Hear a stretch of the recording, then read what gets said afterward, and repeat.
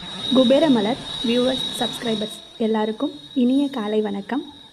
என்னடா எப்போதும் நம்ம மலர் பேசுவாங்களே அவங்க குரல் இல்லை எல்லாரும் தேடுறீங்க.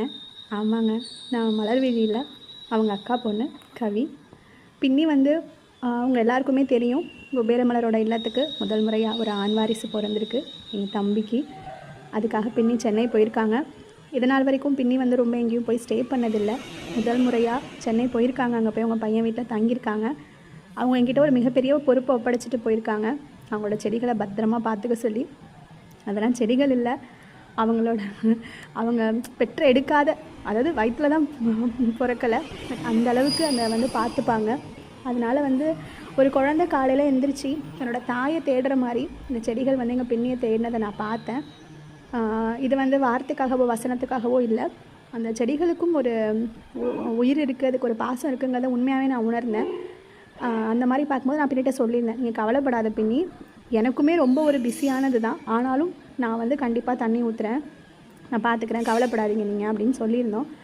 அந்த மாதிரி அந்த குழந்தைங்கள்லாம் அதுங்களுக்கு சந்தோஷம், தம்பி வந்துட்டான்னு. இருந்தாலும் தன்னோட அம்மாவை தேடுற மாதிரி அதுங்க எல்லாம் ஒரு ஏக்கத்தோடு இருந்தது.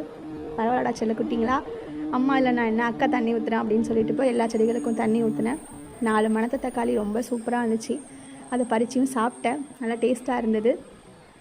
அதோட எல்லா செடிகளுக்கும் தண்ணி ஊற்றிட்டு, இன்னும் மாடியில் தோட்டம் இருக்குது, அதுக்கு போய் அப்புறமா சாயந்தரம் ஊற்றுறேன் பின்னி அப்படின்னு வந்துட்டு பின்னிக்கு ஒரு வாக்குறுதி கொடுத்துட்டு, கவலைப்படாதீங்க, நல்லபடியாக வாங்க, உங்கள் செடிகளை நான் பத்திரமா பார்த்துக்கிறேன் அப்படிங்கிற மாதிரி சொல்லியிருந்தேன். ஆனால் ஒன்றையும் சொல்லிட்டேன் பின்னிட்டேன், பின்னி செடிகளுக்கு தண்ணி ஊற்றுறேன், அதெல்லாம் வேணாலும் செய்கிறேன், ஆனால் கோலம் மட்டும் தயவு செஞ்சு போட சொல்லிடாதீங்கன்னு. உண்மையாக வியூவர்ஸ், எனக்கு கோலம்லாம் போடவே தெரியாது. இன்னமும் ஞாபகம் இருக்குது, நான் வந்து எங்கள் பின்னி வீட்டில் தான் அப்போ இருந்தே படிச்சிருக்கேன், சின்ன வயசுலேருந்தே. அப்போ எங்கள் பின்னி தான் எனக்கு முதல்ல வந்து ஆனா அப்படிங்கிற எழுத்துலேருந்து ஆரம்பித்து, எங்கள் பின்னி வந்து ஒரு தமிழ் டீச்சர். ஸோ அதனால் வந்து தமிழ் எழுத படிக்க பிழை இல்லாமல் சொல்லி கொடுத்துருக்காங்க. இந்த உச்சரிப்பு எல்லாத்தையுமே வந்து என்னோடய ஃபஸ்ட் ஸ்டாண்டர்ட் பேசிக் நாலேஜ் கொடுத்தது பின்னி தான். அதுக்கப்புறம் பார்த்திங்கன்னா திருக்குறள் பின்னி சொல்லி கொடுத்துருக்காங்க. நான் திருக்குறள் எழுதும்போது அப்படியே எழுதுவேன், மேலே 4 கீழே 3 அப்படின்னு எழுதியிருந்தேன். திருக்குறளோட அந்த நெறி எல்லாத்தையும் சொல்லி கொடுத்தது பின்னி தான். ஸோ அது மாதிரி எனக்கு இன்னும் ஞாபகம் இருக்குது. 3 புள்ளி 3 வரிசை இந்த கோலம், இந்த மாதிரி நேர்புள்ளியில் எனக்கு கோலம் போடுறது எனக்கு இன்ன வரைக்கும் நான் அந்த கோலத்தை வச்சு தான் ஓட்டுவேன். என் மகளே கோலம் போடுவான், ஆனால் எனக்கு போட தெரியாது. அந்த மாதிரிலாம் பின்னிட்ட சொல்லிட்டேன், பின்னி கோலம் மட்டும் போட சொல்லிடாதீங்க, மற்றபடி செடியை நான் பார்த்துக்கிறேன்னு. Thank you viewers.